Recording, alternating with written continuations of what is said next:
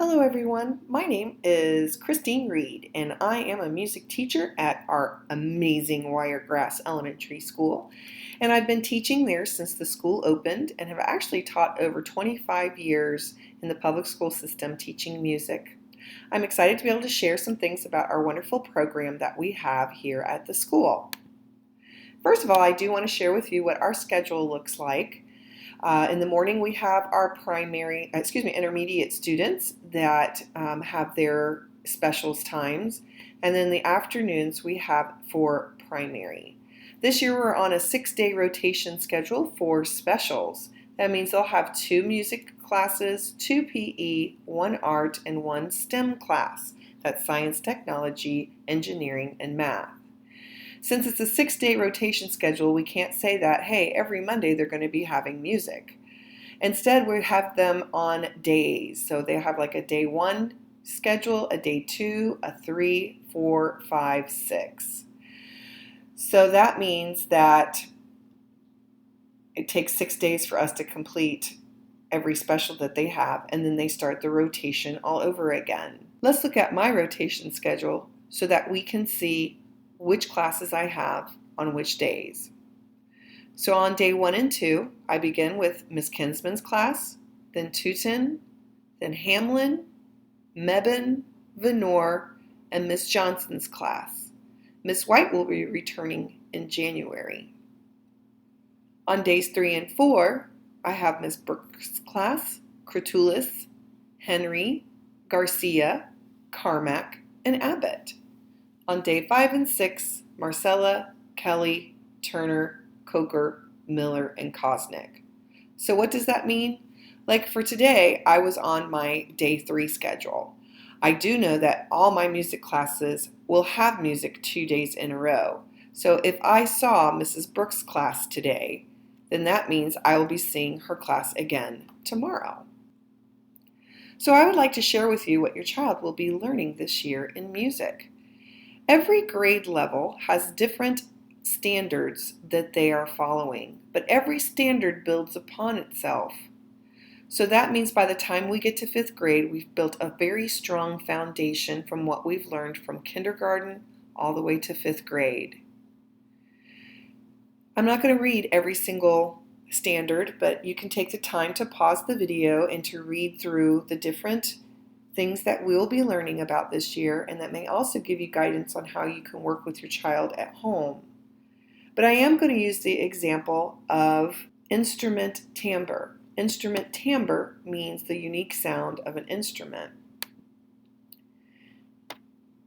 In our kindergarten classes, we start learning to name our classroom instruments. What is a tambourine? What is a triangle? What is a drum? What do those instruments sound like? And also, what materials are they made out of? Of course, by the time we get to 1st grade, they start learning about if an instrument is pitched or if an instrument is unpitched. When they get to 2nd grade, students then are able to group instruments into, is it a metal, a membrane, a shaker, a wooden instrument? By the time they get to 3rd grade, they're now starting to learn about instruments of the orchestra. 3rd grade students, for example, are learning how to group an entire set of music into a family. So they'll look at an entire group of percussion instruments and say that's the percussion family, or an entire group of all the stringed instruments and say that's a stringed instrument, along with how they're played and how they make their sounds. By the time we get to 4th grade, then they're supposed to look at the individual instrument and be able to put it into a category. So they would see a violin and say, oh, that's a stringed instrument that I can pluck or bow. We do also start in 4th grade orally identifying the instruments and naming them specifically because of the 5th grade standard. The 5th grade standard is all oral. Everything they're doing, they're listening, analyzing, and identifying by only listening. So by the time you get to 5th grade, you should be able to know what the instrument name is, what family it should go into, and then when I hear it, I know, oh, that's an oboe. We've been working on that now. We actually began doing the instruments of the orchestra. But as you can see, our whole year is not based on instruments of the orchestra. That is just one of the standards that we are learning. I also teach Miss Henry's class. This is an access point class, ages 3 through 5. And these students are also learning our basic standards of music education with different scaffolding in place in order to help them to experience music through a lot of movement, a lot of visuals, and a lot of hands-on learning.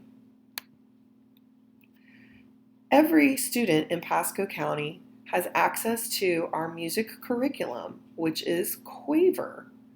If you log into your child's MyPasco Connect, you will notice the big Q sign, which is our Quaver music. The Quaver music allows you to access all of the things to help enrich their music experience in the classroom at home. In order to access it, they'll need their student number along with what we call a funky password. It's their password that includes letters, numbers, and a symbol. Your classroom teacher can help you to know what is that particular password. The older students get to know it because you log into everything at school using this particular password. It's a good thing to start learning it early. We do have a lot of performance opportunities here at our school. These are grade level performances, which means that every single grade level will be learning music and have a chance to perform. The STEAM night performance is December 12th. We will have a chance for 3rd grade, 4th grade, and 5th grade to each have an individual performance on this evening. All performances begin at 6 o'clock. We hope that you will be able to join us and mark your calendar for that night. We will begin in the 2nd quarter working on the music in our music class for this particular performance, so there is no additional rehearsals for us to do before or after school. Literacy night is in March, on March 12th. This will give an opportunity for kindergarten, 1st, 2nd grade to have a performance. Once again, the performances will begin at 6 o'clock. We will be sending home, of course, lots of information with you. So often check your children's planners because when performances get closer, we'll send home what to wear, what the theme is, what time to be there, and if your child has a special speaking part, usually they have been practicing that with you at home. Once again, the literacy night performance does not require any before or after school rehearsals, but will be practiced during school. Another performance opportunity will be our musical theater program. Last year we put on The Lion King. This was one of the biggest musicals that we have produced yet. We are very excited to tell you that this year's musical that we're going to be working on is going to be The Little Mermaid. The Little Mermaid will be performed at the Center of the Arts Theater at Wesley Chapel High School on April 16th. That is already next year, can you believe, 2020, at 7 p.m. This is an audition-only group. It is only open for 2nd, 3rd, 4th, and 5th grade students. Audition information will be coming home as that date gets closer. The auditions are a before school, 8 a.m. This is a big commitment to participate in our musical theater program and is not cut out for everyone because it does take a true commitment, but the rewards are huge with the big payoff for an amazing lifetime experience performance. So students usually, like last year, we were meeting before school 2 days a week at 8 a.m., especially those people that have special speaking parts. If you are in the group numbers, usually you're only meeting before school at 8 a.m. We'll get more information to you as that gets closer. So let's talk about my music class and how students are graded. The biggest thing is music is a participation class, and this is a big thing I say is just do it. We do have a pirate theme this year, so you'll notice all of my slides have lots of things to do with pirates. you'll have to ask your child about the things we do with our pirates. So music is an experiencing by actually doing. It's just like a PE class. You can't learn to run without actually getting out and running. Well, you can't learn to sing unless you're actually singing. You can't learn by observing. You have to actually do it. So we're constantly encouraging our students to just dive in and get involved in their learning. We do have a participation scale for every time they come to music. For example, our rubric goes from 1, 2, 3, and 4, with 1 being the lowest and 4 being the highest. A student that comes in that is not participating at all, even with lots of words of encouragement, trying to get them involved in our class, but they're still not wanting to participate at all, is really an unsatisfactory grade. We do understand that there are times they may not be feeling well or just having one of those days. And I always tell them, as you come in the classroom, just let me know you're having one of those days. But if it's something that continues to happen, then we really need to dig deeper and to find out why and how we can get your child more involved in our program. A level 2 is setting sail, which means that they're doing some of the work. Maybe they're not singing, but they do like to use our iPads in order to access some of the materials that we're doing. Again, our music classes have a variety of activities in order for us to internalize and understand the concepts. But again, some of the work still needs some improvement. Our goal every time we come to music class, which I don't know why the 3 is not showing on here, but level 3 is doing exactly what our instructions to do. Okay, let's stand up, let's sing. Okay, let's go over, get our instruments. Okay, we're going to play on the count of 3. And all of those just following the instructions and doing the best you can is going to be a level 3, which is satisfactory. There are a few students that go above and beyond. Above and beyond is a true leadership. Leadership isn't just walking in the classroom, sitting down, standing up, singing. A leader is a person who is actually telling students, hey guys, come on, let's all stand up. Or hey, let's get into groups. And that leader's saying, hey, I want you, and you to be in my group. Hey, Miss Reed, where is my work so we can go over and start working. So these are the students that are the real leaders in all of the activities. And so that would be a level 4, again, for participation.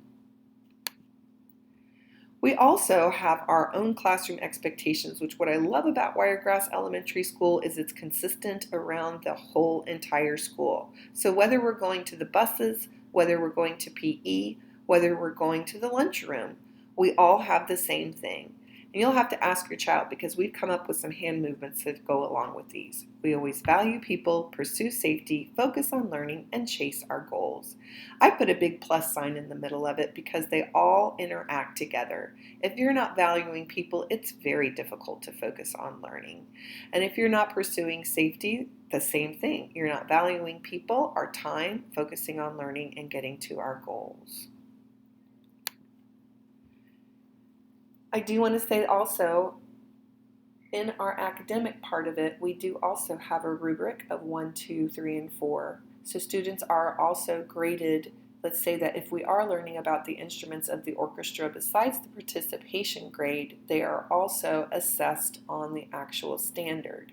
Again, rubric being 1 is the lowest, 4 is the highest, which is really an above and beyond. Those grades average together for a report card grade. Report card grades have a U for unsatisfactory, that would be a level 1, a 2 for N, needs improvement, a 3 on grade level, which would be an S, or above and beyond, which would be an E for excellence in music. You will be receiving a progress report with how your child is doing. If they do have an N and needing to improve, there is time in the quarter for them to bring up their grade. If a child does get an N in any of the quarters, if they continue to try to work and turn it around and start getting S's and E's, then their overall average grade for the year can easily be an S or an E. Again, if you have any questions, please contact me at my email address, clreed@pasco.k12.flus. You can call the school if you would like to see if you can get in touch with me, but my schedule really changes a lot with when my planning time happens. But I am usually there at school about at least by 8:35, and usually that very first time in the morning is a good time to contact me by phone. But I would prefer email because I can email you back or I can call you back if you give me what your phone number or contact information or you request for me to call you. That usually works better for me to do that. With that being said, we also have a Facebook page, Marvelous Musical Bowls. We'd love for you to come check it out. We haven't uploaded anything new yet. We have lots of great information from last year, and you can kind of get an idea of what our program is about. But we will be uploading some new things. It also has things about when exactly what performances are happening, what your child may need to wear for that performance. And so it's a good other resource for you to use besides the papers that we send home to you. Well, looking forward to a wonderful musical year. I know I covered a lot, but I sure hope that you took away something from today's presentation for you. And looking forward to a marvelous musical year. Thank you.